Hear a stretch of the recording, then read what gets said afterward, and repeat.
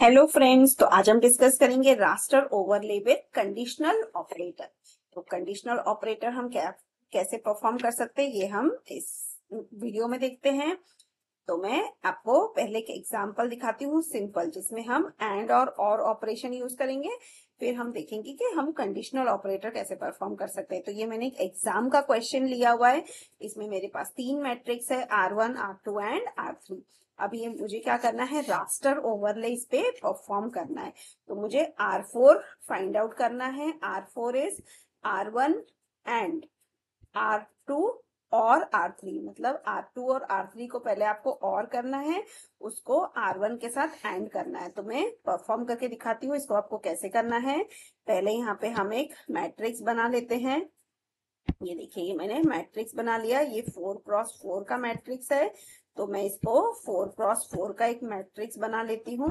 अब हर सेल में आपको एक एक वैल्यू डालनी है। तो यहाँ पर पहले R2 एंड R3 इन दोनों का और ऑपरेशन परफॉर्म करना है। तो और का ट्रुथ टेबल यहाँ पे मैं आपको बना के दिखा देती हूँ। और का ट्रुथ टेबल क्या है, यहाँ पर अगर आपके पास 1, अगर आपके पास है 1 1 0 0 और ये आ जाएगा 1 0 1 0। तो ये देखिए 1 0 1 0। अब 1 1 में और में आ जाएगा 1, यहाँ पे भी 1, यहाँ पे भी 1 एंड यहाँ पे 0। तो अब हम इसको परफॉर्म करके देखते हैं। ये देखिए यहाँ पे 0 आ गया, मतलब अगर दोनों जगह पे 0 है तभी 0 आएगा, अदरवाइज 1। तो R2 एंड R3 यहाँ पे 1 1 है तो इधर आ जाएगा 1। फिर यहाँ पर सब जगह पर 1 है, तो कोई भी एक प्लेस में अगर 1 है तो यहाँ पे 1 आ जाएगा। फिर ये रो में 1 और ये 0 है तो ये भी 1 आएगा। 1 1 तो यहाँ पे भी 1 1 और ये 1। फिर यहाँ पर आ जाएगा 1 1 1 0 है तो ये आ जाएगा 1, देन 1 0 1 आ जाएगा। यहाँ पे 1 1 है तो 1 आ जाएगा और ये 0 1 है तो ये भी 1 यहाँ पर आ जाएगा।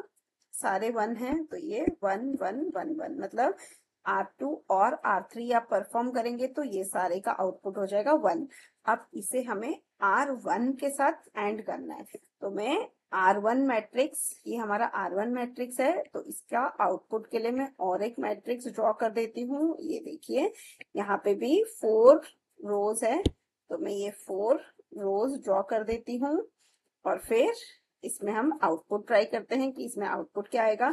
अब ये सारा तो 1 है, मतलब बेसिकली हमारा जो एंड ऑपरेशन अगर हम परफॉर्म करते हैं तो it is same as R1। तो सिंपली मैं लिख सकती हूँ 1 एंड 1 जहां पे भी।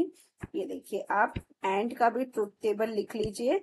एंड ऑपरेशन का ट्रुथ टेबल क्या होगा, यहाँ पर मैं आपको लिख के दिखा देती हूँ। एंड का ट्रुथ टेबल ये आ जाएगा 1 1 0 0, देन 1 0 1 0। तो ये सिर्फ दोनों केस जहां पे 1 है वहीं पे ये 1 आएगा, बाकी सब में ये 0 आ जाएगा।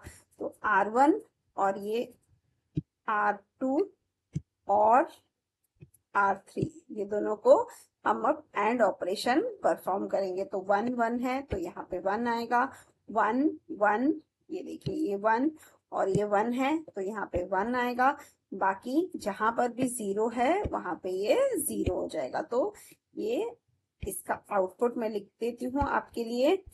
कोई भी आपको कंफ्यूजन है तो आप ये ट्रुथ टेबल को रेफर कर सकते हैं। ये देखिए ये मेरा आउटपुट आ गया। इसको आप परफॉर्म करके देखिए, आपको आंसर आ जाएगा।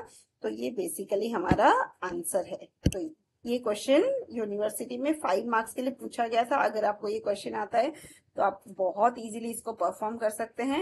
R1 R2 R3 का कुछ भी वैल्यूज हो सकता है और ये जो हमारा एक्सप्रेशन है, ये एक्सप्रेशन हमें चेंज करके दिया जा सकता है यूनिवर्सिटी के एग्जाम में। अब हम दूसरे क्वेश्चन पे जाते हैं, जिसमें हमको कंडीशनल एक्सप्रेशन दिया होगा। कंडीशनल एक्सप्रेशन क्या है कि CON ये कीवर्ड है, इसके आगे हमारा कंडीशन लिखा जाएगा। अगर ये कंडीशन ट्रू है तो पहला एक्सप्रेशन एग्जीक्यूट होगा, अदरवाइज हमारा second expression will be output. मतलब हमारा पहला कंडीशन ट्रू आ गया तो हमें पहला एक्सप्रेशन लेना है, और ये फॉल्स हो गया तो हमें एल्स वाला कंडीशन लेना है। तो इसका एक एग्जाम्पल देख लेते हैं। ये देखिए, ये हमारा एग्जाम्पल है। इसमें क्या दिया हुआ है कि मैट्रिक्स ए, ये सपोज हमारा फॉरेस्ट लैंड है, एफ स्टैंड्स फॉर फॉरेस्ट, तो ये हमारा एफ मतलब ये फॉरेस्ट एरिया है।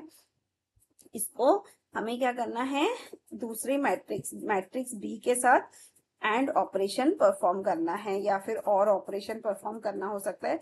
तो अब देखिए यहाँ पे क्या दिया है, 7 मतलब 700 मीटर, 6 मतलब 600 मीटर, 4 मतलब 400 मीटर। तो यहाँ पे 3 टाइप के वैल्यूज है, 7, 6 एंड 4। अब मुझे क्या करना है, D1 equal to a forest होना चाहिए एंड बी लेस देन 500। तो ये जो कंडीशन है इसके हिसाब से मेरा D1 का वैल्यू मुझे फाइंड आउट करना है। ए होना चाहिए फॉरेस्ट एंड बी होना चाहिए लेस देन 500। तो यहाँ पर फॉरेस्ट है बट ये लेस देन 500 नहीं है, तो यहाँ पे आ जाएगा 0, 0 मतलब व्हाइट। फिर यहाँ पर फॉरेस्ट है बट यहाँ पे भी 700 है, इसका मतलब ये भी 0। ऐसे करके हम जब वैल्यूज डालते जाएंगे तो हमारा ये सब 0 आएगा। सिर्फ ये जो सेल्स है यहाँ पे फॉरेस्ट है प्लस वैल्यू 4 है, तो ये इसमें हमारा 1 आउटपुट आ जाएगा। ये देखिए यहाँ पे हमारा आउटपुट 1 आएगा, तो ये मेरा D1 हो गया। अब मुझे D2 के लिए इस एक्सप्रेशन को सॉल्व करना है। ये देखिए मेरा D2 का मैट्रिक्स है। D2 इज ए फॉरेस्ट होना चाहिए और दूसरा है बी लेस देन 500। मतलब दोनों में से कोई भी कंडीशन सेटिस्फाई होनी चाहिए। तो देखिए ये फॉरेस्ट है तो यहाँ पर 1 आ गया।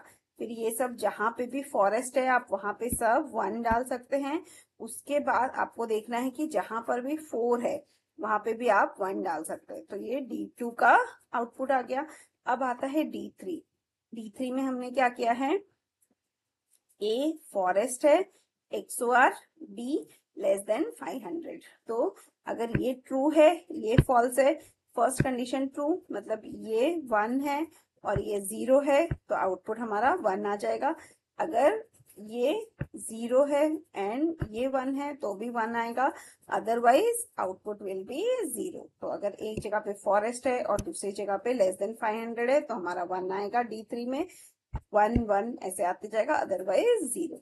अब ये जो लास्ट कंडीशन है इसमें क्या लिखा है, ए फॉरेस्ट होना चाहिए and not of be less than 500। मतलब ये जो बी लेस देन 500 है इसका नेगेशन हमें करना है, नॉट इसका हमें नेगेशन करना है, मतलब ग्रेटर देन 500 होना चाहिए। तो जहां पे भी 6 या 7 है वो सेल्स हमको कंसिडर करना है, और फॉरेस्ट लैंड फॉरेस्ट होना चाहिए। तो उसके हिसाब से हमारा यहाँ सब 1 आ जाएगा। तो ये हमारा D4 एग्जीक्यूट हो गया। ये बेसिकली हमारा लॉजिकल एक्सप्रेशन था, एंड और नॉट। अब हम दिखाते हैं कंडीशनल एक्सप्रेशन। कंडीशनल एक्सप्रेशन के लिए हम क्या लिखेंगे, C1 CON condition A equal to forest, जहां पे भी आपका फॉरेस्ट है वहां पे आपको डालना है B का वैल्यू, और जहां पे फॉरेस्ट नहीं है वहां पे आपको डालना है 0।